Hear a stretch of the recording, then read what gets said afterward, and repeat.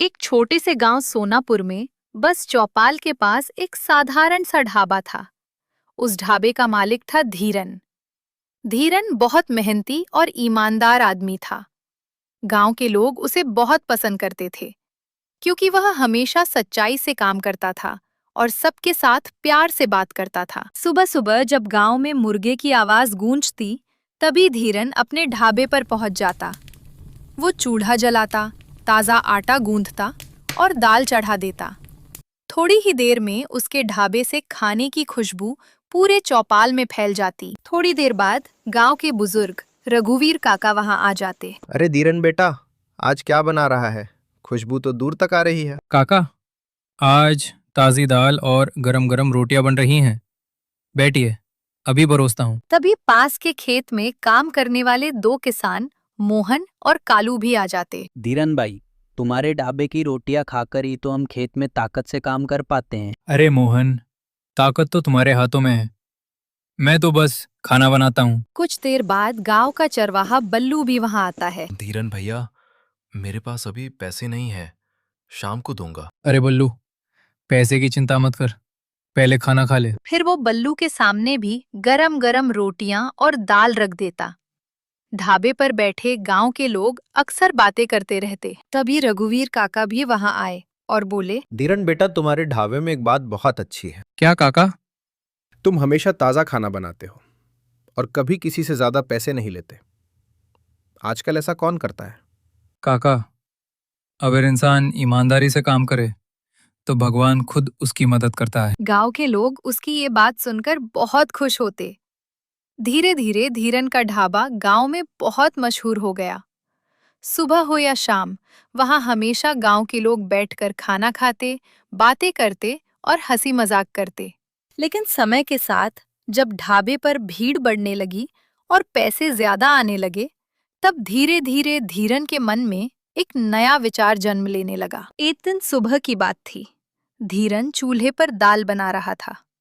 तभी मोहन, कालू और रघुवीर काका ढाबे पर आकर बैठ गए। धीरन भाई, आज जल्दी खाना खिला दो, खेत में बहुत काम है। बस 2 मिनट रुको, अभी गरम गरम रोटियां बनाकर देता हूँ। थोड़ी ही देर में सबके सामने रोटियां और दाल आ गई।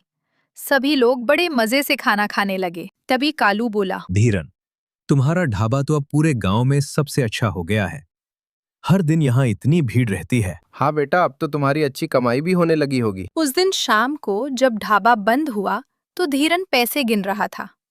उसने देखा कि आज पहले से ज्यादा पैसे आए थे। वो मन ही मन सोचने लगा, अगर मैं थोड़ा सा और बचत करूं तो मेरी कमाई और बढ़ सकती है। लेकिन खाना हमेशा अच्छा ही बनाना।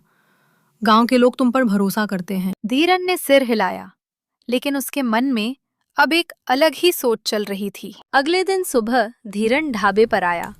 उसने सोचा कि आज दाल में थोड़ा ज्यादा पानी डाल देता हूँ। इससे दाल ज्यादा बन जाएगी और खर्च भी कम होगा। कुछ ही देर में गांव के लोग ढाबे पर आ गए।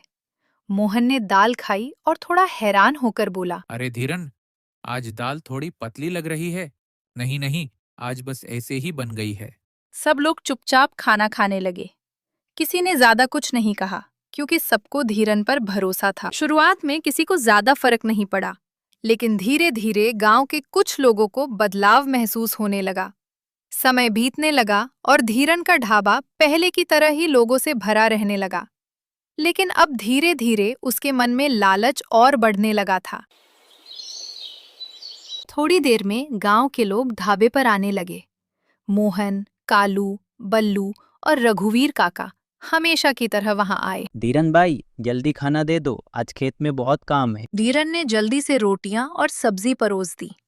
सब लोग खाना खाने लगे, लेकिन इस बार सभी लोगों का चेहरा थोड़ा अजीब सा हो गया। अरे धीरन, आज सब्जी में पहले जैसा स्वाद नहीं है। हाँ, पहले तो तुम्हारे ढाबे का खाना बहुत स्वादिष्ट होता था। थोड़ी देर बाद गांव के बुजुर्ग रघुवीर काका वहां आ जाते। कोई बात नहीं बेटा, कभी कभी ऐसा हो जाता। ये सुनकर धीरन के मन में हल्की सी बेचैनी होने लगी, लेकिन फिर भी उसने अपने लालच को नहीं छोड़ा। उसे अभी भी यही लग रहा था कि थोड़ी सी मिलावट से उसे ज्यादा फायदा होगा, लेकिन अब वो और ज्यादा लालची होता जा रहा था। धीरे धीरे गांव के लोगों को बदलाव महसूस होने लगा। एक दिन शाम को ढाबे पर कम लोग आए। ये देखकर धीरन थोड़ा हैरान हुआ। तभी बल्लू वहां आया और बोला, धीरन भैया, आजकल लोग चौपाल पर बातें कर रहे हैं। किस बात की? लोग कह रहे हैं कि पहले तुम्हारे ढाबे का खाना बहुत अच्छा होता था, लेकिन अब पहले जैसा स्वाद नहीं रहा। तभी रघुवीर काका भी वहां आए और बोले, धीरन बेटा, एक बात कहूं? हाँ काका, कहिए। जब तुमने ये ढाबा शुरू किया था तब तुम्हारी सबसे बड़ी ताकत तुम्हारी ईमानदारी थी। उसी वजह से पूरा गांव तुम्हारे पास आता था। धीरन चुपचाप उनकी बात सुनता रहा।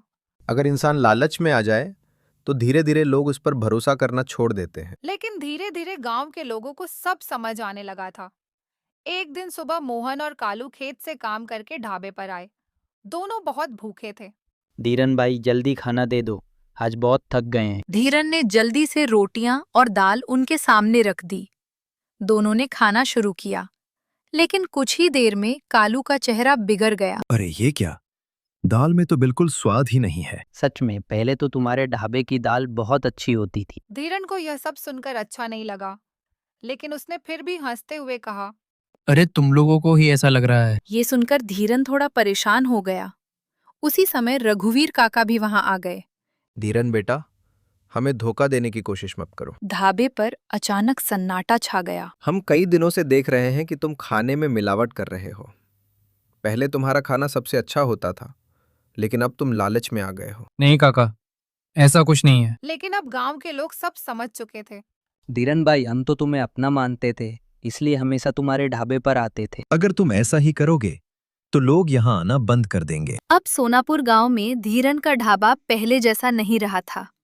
जहां पहले सुबह से शाम तक लोगों की भीड़ लगी रहती थी, अब वहां अक्सर खाली मेजें दिखाई देती थी। चूल्हा भी कई बार देर तक ठंडा ही रहता था। एक दिन धीरन ढाबे के बाहर बैठा चुपचाप सड़क की तरफ देख रहा था। उसे उम्मीद थी कि शायद कोई ग्राहक आ जाएगा, लेकिन काफी देर तक कोई नहीं आया। तभी उसकी पत्नी गोमती वहां आई और बोली, आज भी कोई नहीं आया। नहीं, अब लोग शायद मुझ पर भरोसा नहीं करते। धीरन, मैंने पहले ही कहा था कि लालच मत करना। गांव के लोग तुम पर भरोसा करते थे। धीरन को अब अपनी गलती का एहसास होने लगा था। उसे याद आने लगा कि कैसे पहले गांव के लोग उसके ढाबे पर बैठकर हंसी मजाक करते थे। उसी समय रघुवीर काका वहां से गुजर रहे थे। उन्होंने धीरन को उदास बैठे देखा और ढाबे पर आकर बैठ गए। क्या हुआ बेटा, इतने उदास क्यों बैठे हो? काका, मैंने गलती कर दी।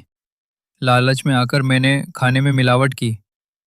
अब लोग मुझ पर भरोसा नहीं करते। गलती हर इंसान से होती है बेटा, लेकिन जो इंसान अपनी गलती मान ले वही सच्चा इंसान होता है। लेकिन अब क्या करूं? सब मुझसे नाराज हैं। अगर सच में अपनी गलती सुधारना चाहते हो तो फिर से वही ईमानदारी अपनाओ जो पहले थी। लोगों को दिखाओ कि तुम बदल गए हो। काका की बात सुनकर धीरन के मन में एक नई उम्मीद जागी। अगले ही दिन सुबह धीरन पहले से भी जल्दी ढाबे पर पहुंच गया। उसने चूल्हा जलाया और इस बार पूरे मन से ताजा दाल और सब्जी बनाई। थोड़ी देर बाद मोहन और कालू वहां से गुजर रहे थे। उन्होंने देखा कि धीरन फिर से ढाबे पर काम कर रहा है। मोहन ने कहा, चलो देखते हैं आज क्या बना रहा है। दोनों ढाबे पर आए। आज का खाना मेरी तरफ से है और मैं आप सबसे माफ़ी चाहता हूँ। मैंने लालच में आकर बहुत बड़ी गलती की। अगर तुम सच में बदल गए हो तो हम तुम्हें एक मौका देंगे। धीरन ने तुरंत गरम गरम रोटियां और स्वादिष्ट दाल उनके सामने रख दी। जब उन्होंने खाना खाया तो उनके चेहरे पर फिर से मुस्कान आ गई। धीरे धीरे ये बात पूरे गांव में फैल गई कि धीरन ने अपनी गलती मान ली है और फिर से ईमानदारी से काम करने लगा है।